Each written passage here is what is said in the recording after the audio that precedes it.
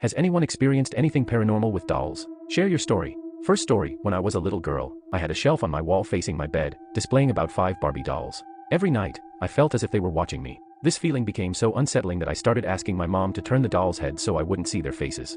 However, one night, I watched as each doll's head slowly turned to face me again. Every night I would ask my mom to adjust them, only to wake up and find them staring at me by morning. My parents thought it was my active imagination playing tricks. Eventually, I became so afraid that I decided to deface the dolls, thinking it might stop their haunting behavior. But this only seemed to make matters worse. The same eerie feeling started appearing with other items in the house, from stuffed animals to porcelain trinkets. Second story, dolls and mannequins always felt eerie to me.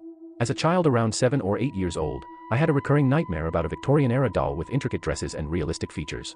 In the dream, the doll would sit on a rocking chair in my room. I'd wake up feeling uneasy, and as I looked towards the doll, the chair would rock faster, stopping abruptly when our gazes met. The atmosphere would become thick with fear until, suddenly, the doll would leap towards me.